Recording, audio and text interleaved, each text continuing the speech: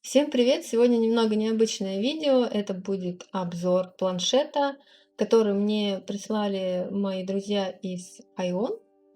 Планшет называется Canvas 16 2021.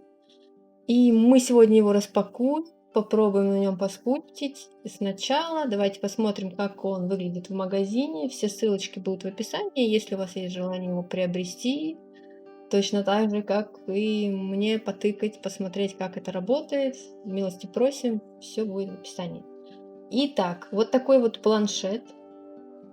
Это экранный планшет, это необычный, который, как мы все в простонародье называем, доска. Это экраник. Для своей стоимости он прям очень хорошей комплектации. Подключается, судя по описанию, все очень просто, но мы еще посмотрим после распаковки, как это работает. В комплекте есть стилус. Так, я уберу. В комплекте есть подставка.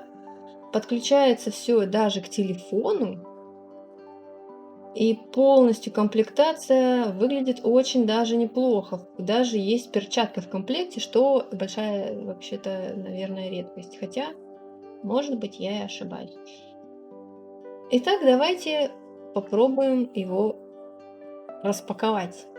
Прям с самого начала, прям вот как он мне приехал.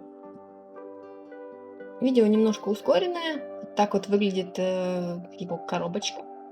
Довольно объемненькая. Все очень качественно. Прям чувствуется, что качественно. Это сам планшет. Он в отдельном пакете с специальной защитной пленкой. Так, это подставка. Подставка. Как она работает, пока непонятно. Это дополнительные разные кабели. Стилус, между прочим, стилус без зарядки, без всего. Перчатка. Ну и какие-то документации. И даже есть тряпка для протирания и еще какие-то кабеля. Мгм. Конечно же, подставка для стилуса. Стилус раньше был, я не помню, по-моему, он был с батарейки. Сейчас он очень легкий. В подставке есть дополнительные стержни для него. Так, это что? Это переходник для питания, да. Это, ну, не переходник, как это, вилка для питания, USB вход, все понятно. Итак, вот так все это выглядит. Вот такой вот красивый планшет. На нем специальная пленка, мы ее чуть попозже отклеим. Действуем по инструкции. Втыкаем 2 провода и вуаля, подключаем его к ноутбуку.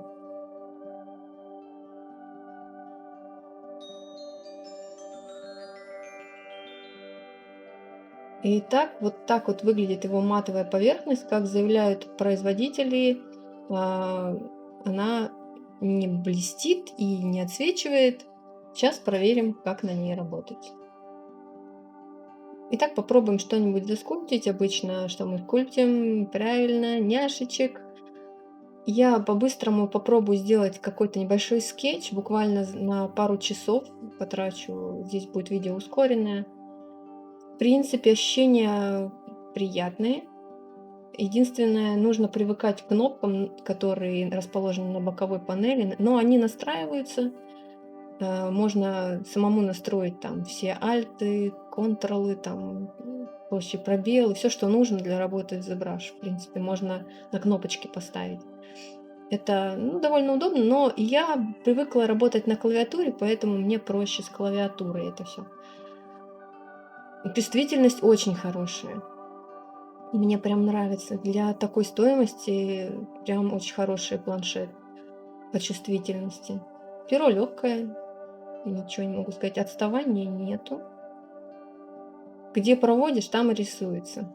Обычно всех людей, которые собираются купить себе экранный планшет, волнует, есть ли там отставание, есть ли там эффект, как будто бы стекло лежит на экране, что типа какое-то расстояние большое до картинки. Тут такого нету, чувствуется прям как будто бы ты водишь сам по...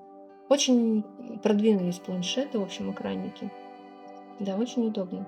Единственное, я не могу привыкнуть к кнопкам. Кнопки для меня пока это больная тема. Очень удобно работать в перчатке. И причем перчатка, знаете, она по размеру не как обычно, знаете, эти перчатки, которые гигантские, на гигантские руки, на гигантских людей. Эта перчатка как будто бы сделана на маленьких людей, это очень приятно. Потому что у меня прошлая моя перчатка была очень большого размера, и она болтается у меня на руке. Это прям по размеру, и это приятно. Перо довольно легкое. В принципе, работает все очень даже хорошо. И, кстати, насчет бликов было заявлено, что экран защищен от бликов, что очень удобно, что он не отсвечивает. Это действительно так. Очень компактный планшет и удобная подставка. Я знаю, на другие планшеты надо докупать дополнительно подставку. Здесь она идет в комплекте, и это прям очень радует. У нее там не то чтобы большой угол подъема, но само ее наличие это прям замечательно. Мне очень нравится, что она есть. Просто что ты его можешь, в принципе, на колени положить и скульптить прям, извините, в кроватке, на креслице.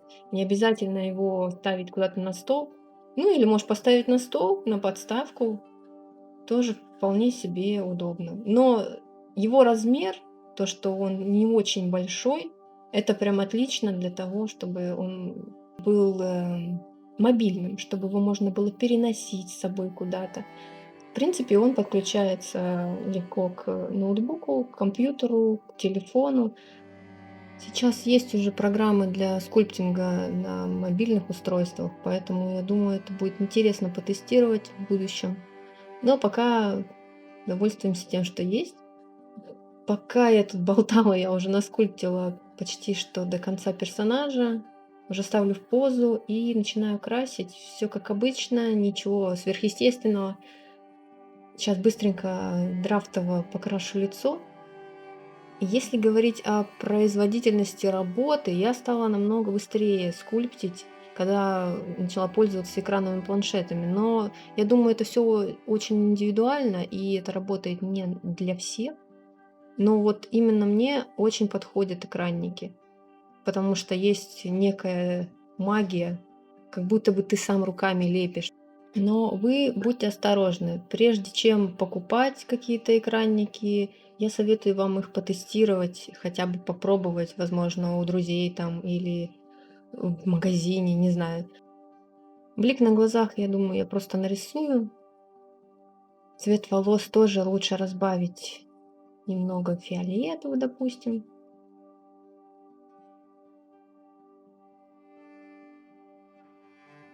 Вот такая вот девочка у меня получилась в итоге. Ее можно покрутить. Вот так она выглядит на экране. Видите, ничего нигде не отсвечивает. Да, вот такой вот планшет. Мне очень понравилась его комплектация, очень понравился сам планшет. Небольшой, хороший, качественный экранник и вполне себе мобильный. Спасибо моим друзьям из Хайон за то, что прислали мне на обзор этот планшет. И на этом все. Спасибо всем, кто пришел посмотреть такой коротенький обзорчик. Всем удачи, до новых встреч, пока!